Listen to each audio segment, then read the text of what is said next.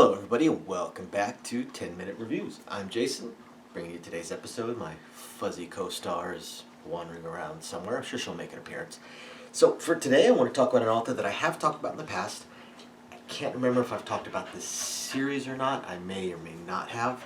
But I want to talk about Stuart Grosse, and the OP Lich is a Returnee number 7. Now, a lot of his series actually are almost serialized in a way. They're very, very, very short each chapter. It's almost like he's releasing, a chapter or two at a time. They're very, very, very short, but he releases them very, very quickly, and they're pretty fascinating. And this one is very, very different from his other offerings.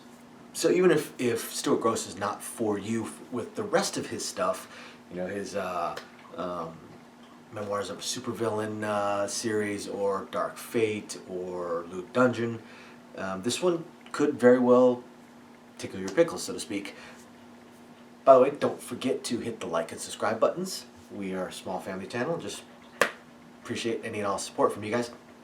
So, the OP Lich is Returnee. Now, it falls under a lot of what he writes as far as litRPG. All the other series that I mentioned are definitely litRPG series. They are also a lot darker, have some very, very dark elements to them. This one is cleaner, I suppose, to be a good way to say it. So the OP Lich's Returnee series follows a particular character that basically vanished an X number of years ago, and the event that triggered that vanishing also brought basically a system, in a way, to Earth. And that's where we get the litRPG aspects. You got your typical system, your classes, your magic, all of that stuff. Very, very similar to people that have read any of the other System Apocalypse type of novels. Only this one, the group of people that vanished appear back. They were basically almost like legends in how they vanished, and one of them shows back up.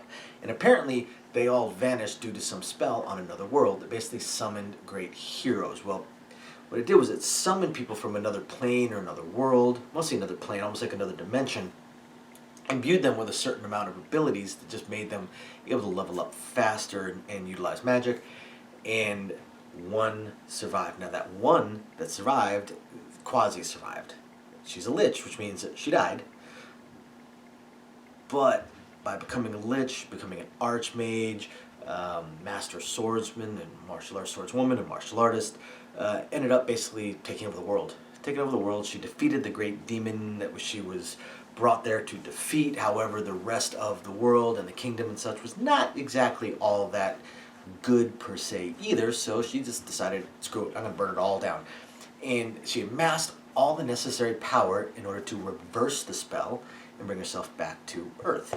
And when she came back to Earth, that's when she discovered that there was, I guess, almost like a dimensional leak. So when the spell that brought them in occurred, it also kind of bled out mana and the system onto Earth. So it pretty much changed the world.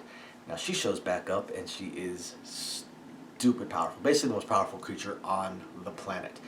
The most knowledgeable when it comes to magic and mana usage, and various races, I suppose you could say, from vampires to werewolves to liches to dragons, so on and so forth.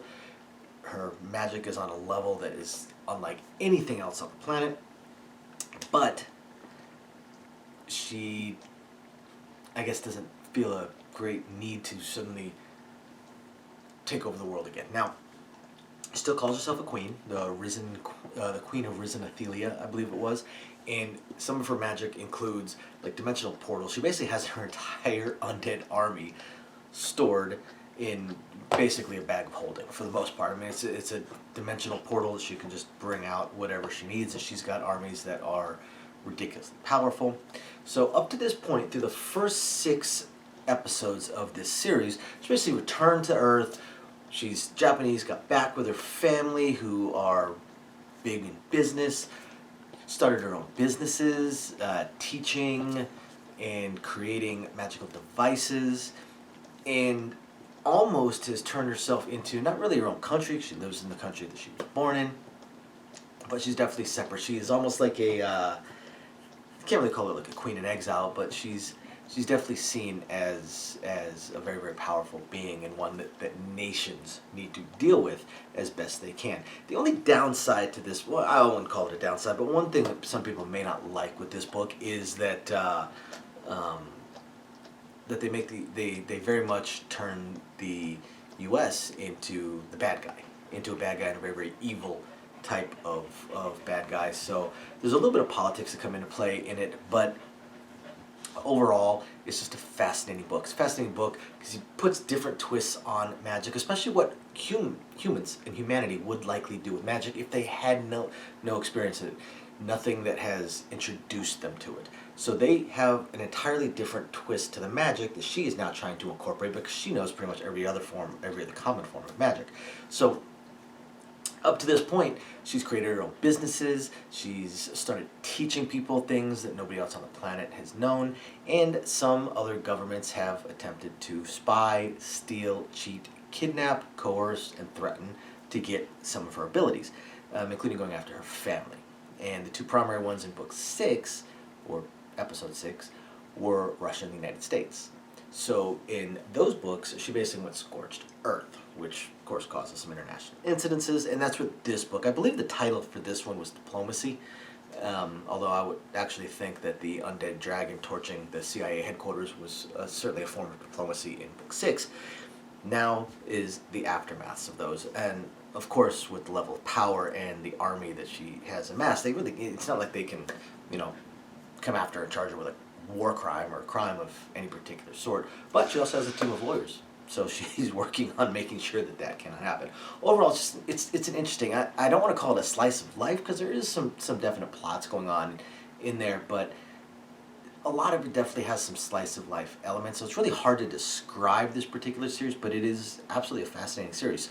Also, again, they're super quick read, so if you have not checked it out, after you hit the like and subscribe buttons, just go check out book 1. If you have been reading it up to this point and are not aware, book 7 is out, so go ahead and check that out. Thank you everybody for watching. We will catch you next time. Bye now.